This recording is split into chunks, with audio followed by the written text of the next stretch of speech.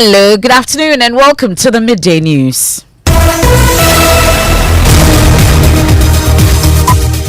The news is live on Joy 99.7 FM here in Accra and Kumasi. We are on Love 99.5 FM affiliates across Ghana's 16 regions. We are on Amenuveve FM in Aflao. We are on ATL FM and Castle FM in Cape Coast, Radio Justice in Tamale, Gangai FM in Jirapa, and Sun City Radio in Keta. We are live on X Spaces. We are on Facebook. We are myjoyonline.com. The Midday News is sponsored by Petrol Sol, your clean fuel in full quantity.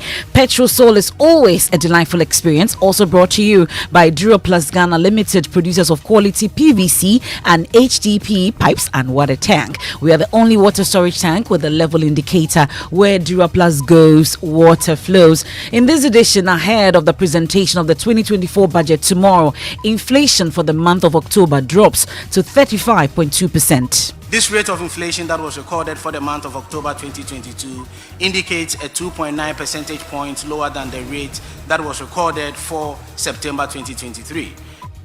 We'll get to take a look at what to expect in the 2024 budget. We'll tell you what we've gathered so far and hear from some interested parties. VAT should be taken out of the table from you. On VAT, they should be taken. We should be concentrating a lot on the agric sector.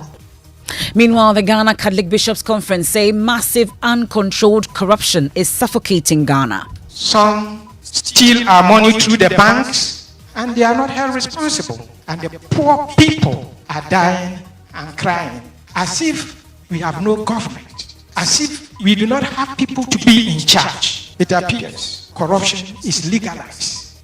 We want to stay for details of that. Also, Energy Ministry insists there is no load shedding in power supply. Challenges despite consistent outages in some parts of the country. I can assure you and all your listeners that we are not back to load shedding. As to whether it's a perfect system, no. We've gotten to the point where Ghanaians are getting what they deserve. We'll get to hear from a Deputy Energy Minister and some frustrated customers who insist government is not being truthful about the country's power situation. They just wake up, light is off. Look, there is a problem. They have to communicate to us. Outages more than 3, 4, 5 times in a day. I think right now, we have to plan every day around 6 p.m. Also, Medical and Dental Council overwhelmed by surge in requests from doctors seeking opportunities abroad, citing poor conditions of their retired colleagues. Every single month, between 100 to 150 doctors are seeking clearance from the Medical and Dental Council to leave the country. The picture is that, and I guess we are tempted as well. Well, maybe you'll be interviewing me from London next time. But Vice Chancellor of the University of Health and Allied Sciences is appealing to the Ghana Health Service to design modules to slow the exodus of health professionals. At the ministry level, at the Ghana Health Service level, not to stop migration, but to moderate it. We have sports. CAF nominates 2 Ampem Darkwa players for Interclub Player of the Year award. And much later, Sugarcan Superstar Kam has been sharing his thoughts on what he thinks Ghanaian artists can do to get global recognition when it comes to the Grammys especially. One of them is releasing your album in the American market, because it's an American award. And then, so basically we just have to learn. I guess we've not really people have not really learned. That and more in this afternoon's edition of the Midday News. I am Emefa Apau. Please do stay on for details because we are your home of independent, fearless and credible journalism.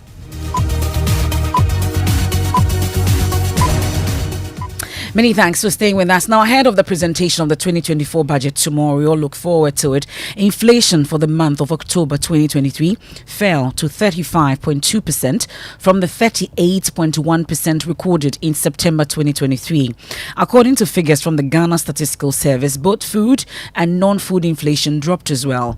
Government statistician Professor Samuel Kobneni attributed the decline to the tight monetary policy measures by the Bank of Ghana.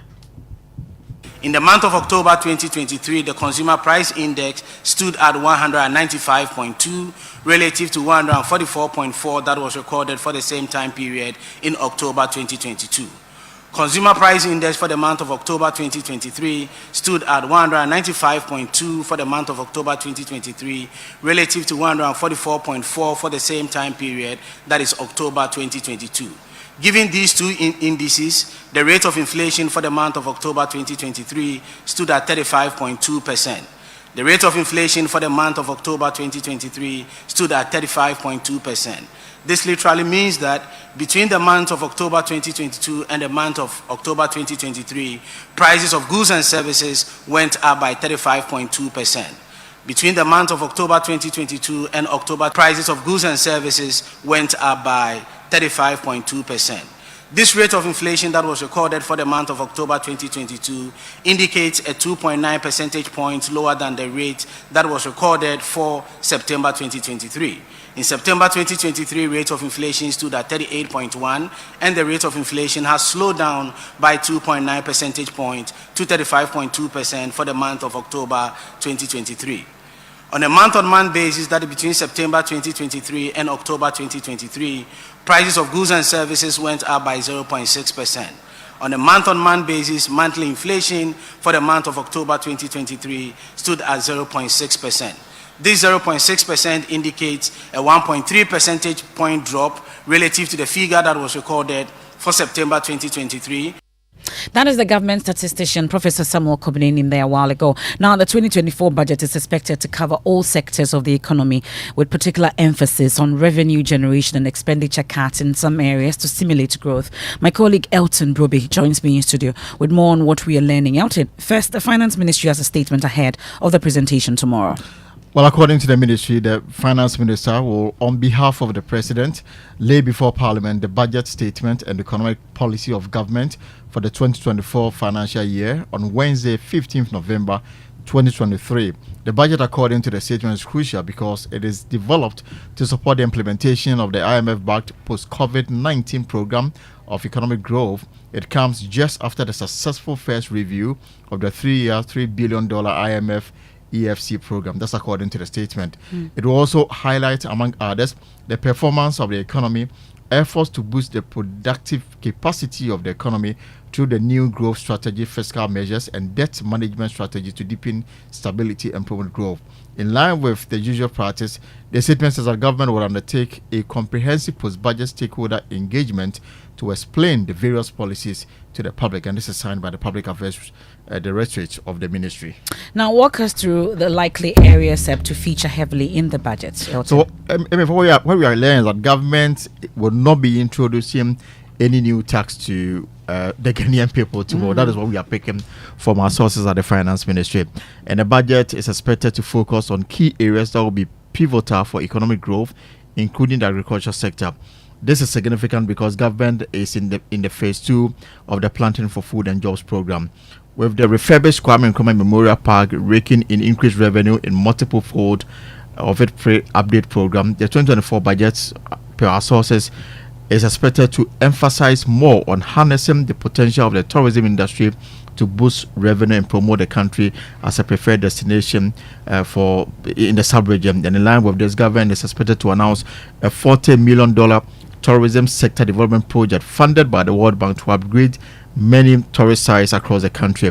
The budgets per our checks is also expected to outline measures to improve business regulations to create an environment conducive for private sector growth and investment. And as government is expected not to announce new taxes, what we are learning is that there may be some areas that will see significant revenue cuts, which means that some capital intensive projects may suffer delay or may not be tackle at all. Okay, that's Elton Brobe, and he'll be on the pulse much later on at 3 p.m. on the Joy News channel, also on myjoyonline.com, to give us more details. But contrary to what we are learning in terms of no new taxes to be introduced by the Finance Ministry, a minority in Parliament are claiming that government intends to burden the Ghanaians with more taxes in the budget set to be presented tomorrow. According to minority spokesperson on Mines and Energy, also a member of the Finance Committee, John Jinapo, Finance Minister Ken Oforiatta has told them he intends to raise 12 billion cedis in revenue as part of the budget. But John Jinapo says his side will not allow this to go through.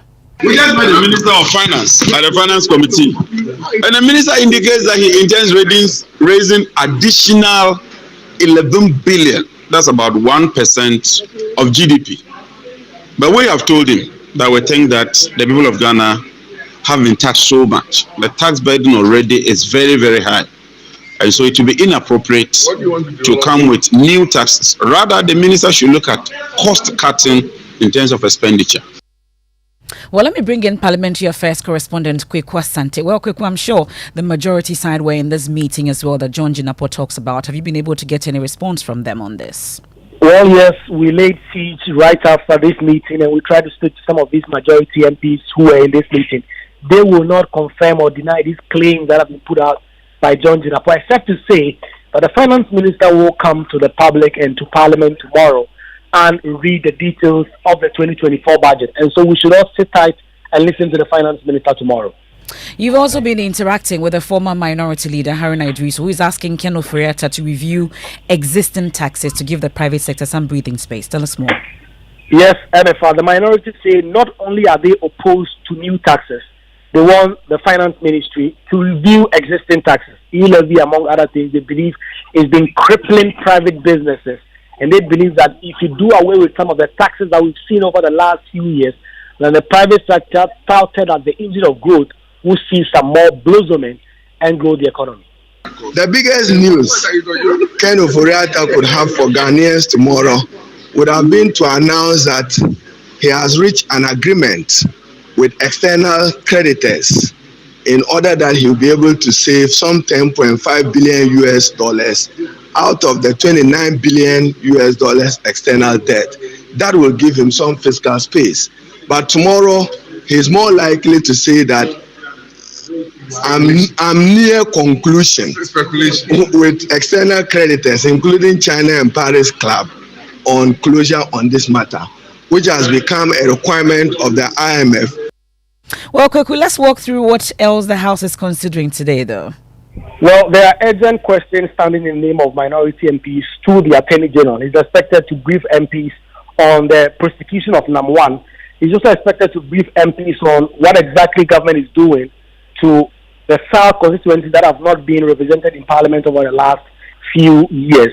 And also, the Health Minister is expected to apprise MPs on the demolished La General Hospital and what exactly government is doing to meet the promise it made to the people of La about constructing a new hospital for them. And that's my colleague Kweku Asante will be updating us subsequently. Also, we'll put updates on myjoyonline.com. Now, just like you, various stakeholders have been sharing the expectations about the budget, which will be read by the finance minister tomorrow. We can start hearing from the Ghana Union of Traders Association, GUTA. Their president, Dr. Joseph Obeng, says his members do not want to hear about additional taxes. Coming from the last quarter of 2022, due to the effect of the depreciation of the cedi, most of our capitals got depleted, over 50%, and it is true. Most capitals got depleted. And so coming from that angle, and then we also having the IMF program with the new taxes that were imposed on us, alongside the old taxes, many taxes that we have made costs of doing business extremely very high. That's how we have to adopt efficient ways and take away all corruptible practices when it comes to our expenditure. That's Dr. Joseph Obeng speaking during the Joy Business Pre-Budget Forum. Also on that forum, economist and senior lecturer at the University of Ghana Business School, Professor Jeke Daku, says Ghana must focus extensively on the agricultural sector. I'm also thinking about industry, etc. So if you look at our economy and the structure of our economy, we are still very much agrarian, not in terms of our contribution to GDP, and not in terms of agrics contribution to GDP, but in terms of agrics contribution to employment, which most people are actually looking out for. And so we should be concentrating a lot on the agric sector. Let's hear some expectations from Kumasi as well. The traders who spoke to Joy News say they often return home empty-handed due to the high cost of living. According to them, most patrons are unable to afford the cost of goods on the market.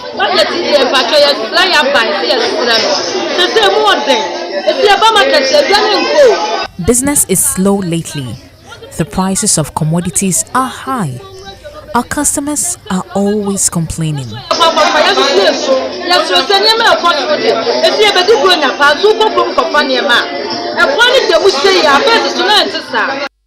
That's Mona Lisa Frimpong interacting with some traders in Kumasi ahead of the presentation of the budget. Now, in a related development, the president of the Ghana Catholic Bishops' Conference, Reverend Matthew Kwesi Gyamfi, says massive uncontrolled corruption is suffocating Ghana.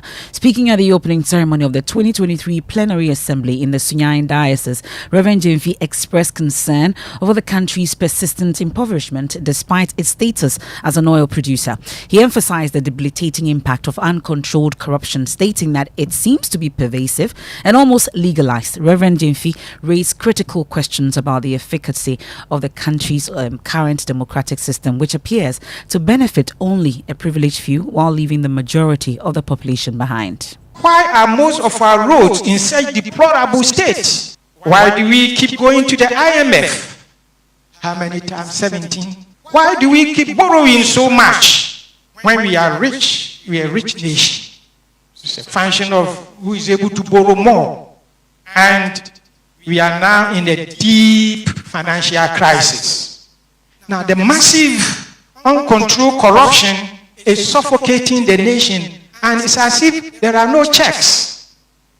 Some steal our money through the banks, and they are not held responsible. They are walking around, and the poor people who put their monies there are dying and crying. And these are walking around as if we have no government, as if we do not have people to be in charge. It appears corruption is legalized in our country. That's Reverend Gyamfi there speaking. He's the president of the Ghana Catholic Bishops' Conference, Reverend Matthew Kwesi Gyamfi. Now, the Energy Ministry has categorically ruled out the possibility of load shedding despite persistent power outages in parts of the country. The assurance comes amidst mounting frustration from consumers who accuse government of not being transparent about the truth of the power challenges. Voicing their concerns on the Super Morning Show, they described the uncomfortable situation where many of them have had their daily lives disrupted by intermittent outages. But this intermittent power outages, every light is off. I'm like, hey, it's a general problem. I have prepaid for it, yet I'm being treated as if I owe millions of cities. You paid for the light, and you are then, they will not tell you anything. They take it away. They bring it, they take it. They bring it, they take it. In yesterday, in less than 15 minutes, we had about 4 write-outs. And it's the whole area, not our place alone. The whole area, the whole tribal area. We all should understand the fact, or be communicated to, that look, the country has a problem. Look at Sunday, around 6 o'clock, when they were playing football, Chelsea and Manchester, they just wake up, light is off. Meanwhile, Deputy Energy Minister Andrew Ejapamesa insists there's no load shedding. He's attributing the recent outages to some minor technical challenges that have been resolved. I can assure you and all your listeners that we are not back to load shedding. As to whether it's a perfect system, no. We've gotten to the point where Ghanaians are getting what they deserve, and when there's a shortfall or there's a disruption, then of course you can hear the outcry. But on Sunday there was some unanticipated outage. What had happened was that WAPCO had written to the ministry seeking a no objection to do a tie-in with a facility that Central Refinery has built and was looking to procure gas to power things. So they wrote to us. We at the ministry then submitted their request to Gridco to give us an impact analysis. Gridco came back and said that the outage that they had requested between 4 a.m. dawn to 4 p.m. was going to lead to a deficit of about 350 megawatts. And so we went through some discussions and requested them to make available alternative liquid to power the plant during that period, which they did. Deputy Energy Minister Andrew Ejapamesa. We can hear from the Executive Director of the Africa Center for Energy Policy, ACEP, Ben Boache, who is charging government to tackle the revenue and managerial challenges of the sector head-on, or the country will continue to face difficulties. We are transacting to deepen the problem, and we want to explain it away. And that's, for me, is really the problem that we have to agree that we can't do business as usual, commercializing the fiduciary responsibility that people have to create the problems, and then we only explain it away. The problems we have in Ghana can be simplified into procurement. We are procuring and everybody is busy procuring and the problems are not being resolved. You can go to ECG, you can go to all the sector agencies and check how many of their contracts go into tender. From the energy sector, let's focus on health. And there's a long queue of medical doctors seeking clearance from the Medical and Dental Council to accept job opportunities abroad. As of the last count, the Ghana Medical Association say between 100 and 150 doctors apply to leave the country every month. In the nursing and midwifery profession, over 3,000 have left this year alone. General Secretary of the GMA, Dr. Richard Selome, tells my colleague Elton Brobe on the Pulse the poor state of retiree doctors is the motivation behind the desire of his colleagues to leave Ghana. We think that retirees who go on pension, and that is when they, after serving for so long, they have the lower back problems, the nerve compressions, the cardiac issues, and others. That is not when when their monies have been dropped big time down, that they have to spend so much on health. And many of them find themselves in, poverty, except a few who might have other things doing. So, healthcare benefits for even retirees and their spouses at that time should all be taken care of as part of that package. And we believe this is nothing, we are not asking for, as my president said, the moon should swallow the sun. But the picture you are painting to me, and perhaps to our viewers, is gloom. Everybody, a lot of people, I'm sure that if you should go to any school right now and ask, what do you want to become when you grow up? I'm sure you'll find 90% of them say, I want to become a doctor. Yes. Yeah, the picture you are painting doesn't look too good for a medical practitioner in Ghana. The truth is, if you want proof, then the fact that now, every single month, between 100 to 150 doctors are seeking clearance from the Medical and Dental Council to leave the country. The picture is that the GRNMA has told you have between 3,000 to 5,000 nurses leaving the country. Meanwhile, the Vice Chancellor of the University of Health and Allied Sciences, UHAS, Professor Lydia Ziato, has admonished stakeholders in the health sector to design modules to slow the exodus of health professionals. She's been speaking at the opening ceremony of the 4th Annual Nursing and Midwifery Leaders and Managers Conference and 3rd Excellence Awards in the Volta region. So this conference, I am appealing to us all as part of our deliberations to see what we can recommend, what can be done at the ministry level, at the Ghana Health Service level, not to stop migration, but to moderate it such that we can have experienced, qualified, dedicated nurses and midwives. Meanwhile, the Employment and Labour Relations Ministry and Organised Labour, on the other hand, will continue talks on the base pay today. Organised Labour is looking at about 60%, while government is starting with 15%. We'll bring you more in our subsequent bulletins. Let's take a quick break here on the Midday News, proudly brought to you by Petrosol, your clean fuel in full quantity. Petrosol is always a delightful experience. Also brought to you by Duroplus Ghana Limited, producers of quality PVC and HDPE pipes and water tank. We are the only water storage tank with a level indicator. Where Duroplus goes, water flows. Ahead of the presentation of the 2024 budget, inflation for the month of October has dropped to 35.2%. Return from the break with sport, and then you are not supposed to shoot them. You are not supposed to kill them. And this is a clear case of discretion that has gone so wrong, especially in terms of protecting lives and property. We'll get to hear from a criminologist condemning actions by the officers of the Forestry Commission who allegedly gunned down 2 security guards at a mining site at Infante in the Ashanti region. And much later, Sugarcan Superstar Kam has been sharing his thoughts on what he thinks Ghanaian artists can do to get global recognition when it comes to the Grammys. Do stay for details of that after the break.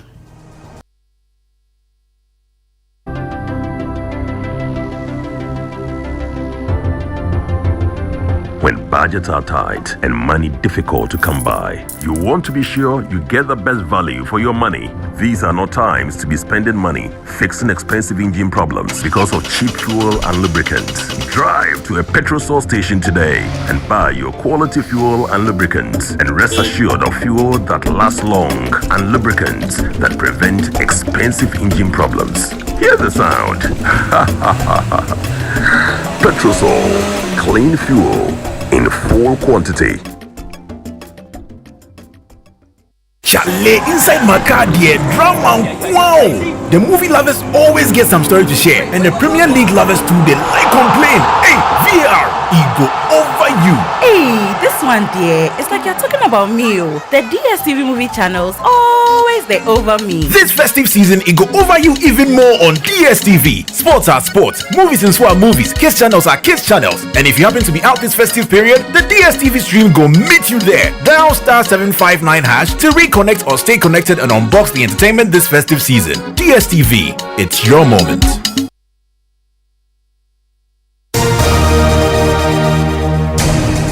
Let's do sports on the Midday News. Yes, for good news for women's football, because Tracy Chum and Comfort Yeboah have been nominated for this year's CAF Interclub Player of the Year award. Now, the two players won last season's Women's Premier League title, the FA Cup Trophy and the Waffle Zone B Championship Trophy. And Tracy and Comfort, they have been key for Ampem Dakwan ladies as well, who are in the semis of the ongoing CAF Women's Champions League. Their teammate Mariam Ponsa is in the running for the Young Player of the Year, and the club's head coach Nanajo Adakwa is also in contention for the Coach of the Year award. And the event is scheduled to take place on the 11th of December, and that's in Morocco.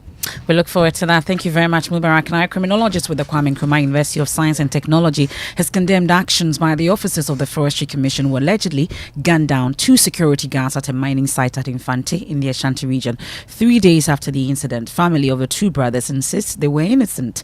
The youth in the area say the boys were unduly targeted and have issued a 4-day ultimatum threatening retaliation if justice is not served. Emmanuel Bright-Kweku has more.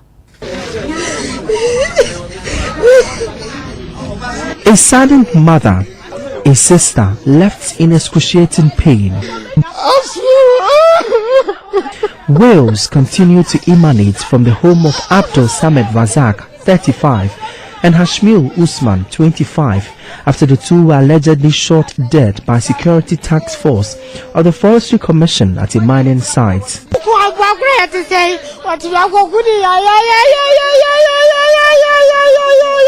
You've killed a human like animal. The 2 were protecting a mining site at Infante, a suburb in the Hafuano North municipality, when the security task force besieged them in a swoop.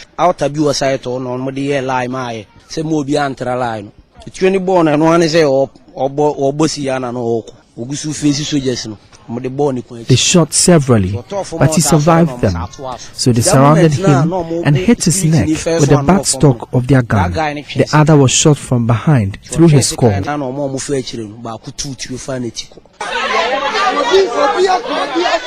Back at Poku Krum, there is seeming tension as families of the deceased and the youth threaten to avenge the killing. Well, Dr. Jones Opoku is calling for the perpetrators to be dealt with accordingly.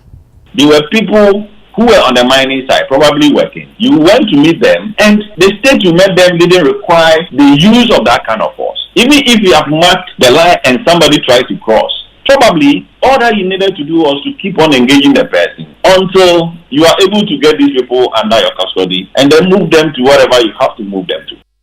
Dr. Jones Opoku there speaking on to Love FM's David Akwete.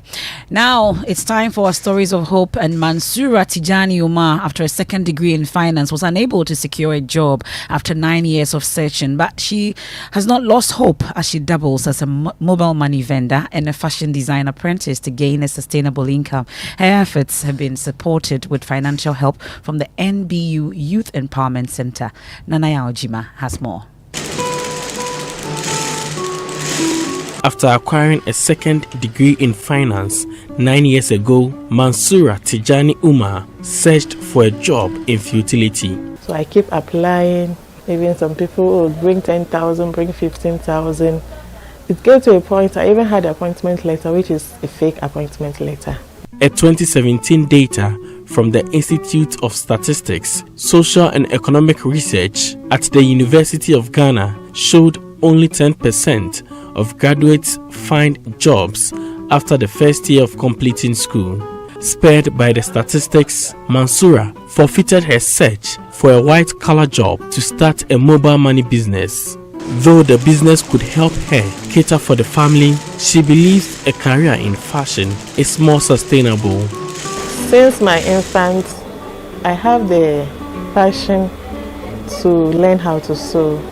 Mansura is presently in her second month of apprenticeship at Birthmark Clothing.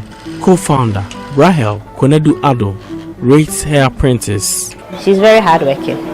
When you give her something, she's always passionate to get to the perfection. Now let's hear the advice of Kamido to artists on how they can gain global recognition. Jacqueline and Sumayabo has more. Last week, the Grammy nominations came out with no Ghanaian making the list. There was quite a huge reaction on social media. Sugarcan Superstar Kam has been sharing his views on what he thinks Ghanaians can do to make their craft to reach the global audience. Mr. Arnold, I heard his submission. I watched it yesterday, and I think it made a lot of sense. Like he said that the Grammys have a criteria, and so one of them is releasing your album in the American market, because it's an American award. And then, so basically we just have to learn. I guess we've not really people have not really learned or, inquired how to, submit whatever. Because there are a lot of, these days they include a lot of African patrons and all of that. So, and now that I said I actually tweeted that next year see you at the Grammys, because at the end of the day, if you make a quality product and then you market it in their market, and you do you follow the criteria, you stand a chance. And I believe I'm like a great artist, and I'll make a great body of work. So I just think that we just have to.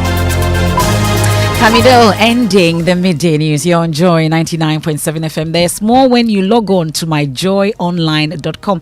Many stories making the headlines on myjoyonline.com. You want to visit and read more for yourself from business, sports and entertainment as well. We have Living Word with Pastor Mensa Otabil up next. I am Emefa Apau. Many thanks for your company. Have a good afternoon.